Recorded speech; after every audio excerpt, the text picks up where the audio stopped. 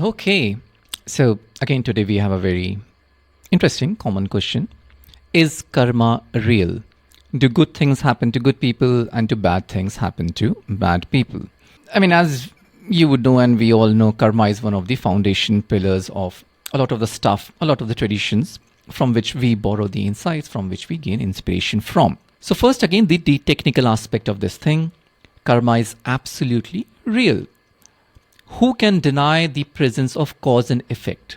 Now, again, as it is being taught, karma can be looked at in two dimensions. One is a visible effect. So there is always a cause. There's an action which I did, and it can have a visible effect. What's a visible effect? There's a fire burning. I put my hand in the fire. My hand gets burnt. That's a visible effect. But there is an invisible effect also, which we can't see at this point. We also don't know when the effect will come. And more often than not, this is where we get confused. Nobody would deny the presence of cause and effect in this world. Almost everything we do, there's an action, there's a reaction. So karma in that case doesn't really, happen to be a philosophical term. We all agree. It is the second part, the adrishtaphalam, the invisible aspect. The thing, okay, I did something wrong. The effect didn't come now. Will it come later? Will it ever come? Does it happen to bad people or not? There are two things which I would like to say here. Number one, obviously, if that is the direction we want to believe, there is a leap of faith to be done. Just by definition, these are the invisible effects. The effects, when they will come, how much they will come, in what form they will come, are not something which we'll see right now. And if we are waiting for that to happen to somebody else, it's pretty much a long wait if that is how we work.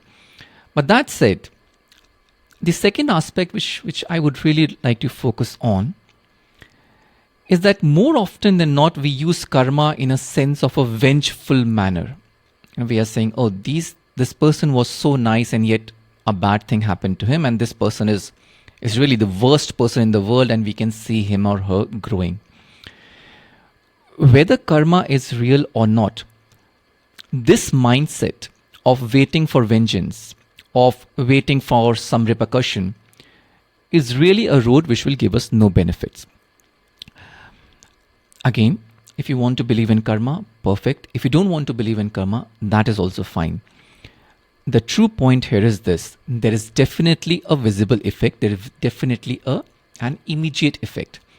If you are good in this world, and by good I mean all the qualities which you can embody, being honest, being truthful, being compassionate, being kind, not gossiping about somebody else, not lying, not hurting others, non-violence.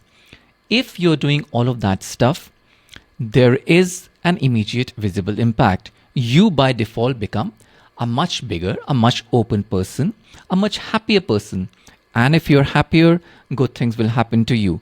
Not as a result of some tabulated cause and effect, but just practically, when you're happy, when you're kind, other people try to get to you, they are attracted towards you, and with those relationships, we start feeling better, that circle goes on, and we find ourselves in a happy place in life.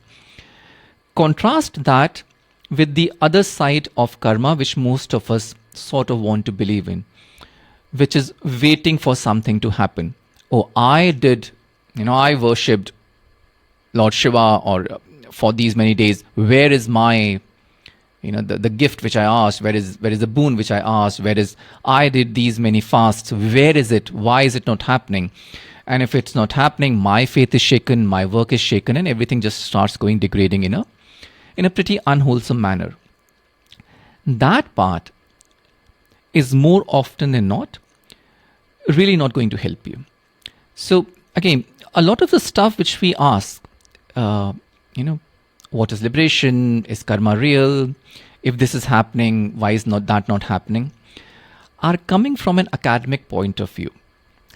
There are people who are much better qualified than I am in answering them in an academic manner. But my goal here in this channel is to really take only the practical aspect of the stuff, and in that practical aspect, this sense of waiting for something to happen is not going to help you. you can be absolutely certain that if I do good stuff, a good stuff will happen. Whether that will happen today or tomorrow, we don't know. But will it happen in the exact proportion? Almost certainly not. There are a billion factors which are coming together in every moment in our life. Who did what? We don't know. But I, on my side, the only thing I can control are my own actions. And those actions, if they're surrounded by all of these wholesome factors of kindness, compassion, patience, non-violence, by default, I become a better person. I become a better person for myself, and I become a better person for those around me. So again, if you find yourself in these kind of mental mindsets, this kind of perspectives or a posture towards life where you're waiting for something to happen, that again is something which is the opposite of liberation. And again, I'll link the video on liberation somewhere down. Suffering is not only physical suffering, it is the sense of not being content with the present moment. And one thread of that is also thinking that, okay, karma, let me wait for karma, or most cases it's hoping for a bad karma or bad result of a karma to happen to somebody else. That's not going to help you. What's going to help you is working on yourself, is becoming a better person. And by becoming a better person, again, a lot of the times we use these terms of being kind and compassionate, and somehow the connotation becomes weak and passive. That is absolutely not what is being suggested. If you are really seeing what is being said, fearlessness has to be the side effect. It has to be the outcome. So with a fearless posture, with some little or complete unattachment, detachment with the result, you do what you have to do. Don't wait for something to happen to you or somebody else. We keep on saying this again and again. This attachment to result, this attachment to outcome, this attachment to something must more need to be happen. That is what keeps us in this continuous race. So, to summarize everything, karma in one aspect is absolutely real. You don't need me or anybody else to tell you that, yes, you do good, you do this good thing, something good will happen, you jump from a roof, bones will break.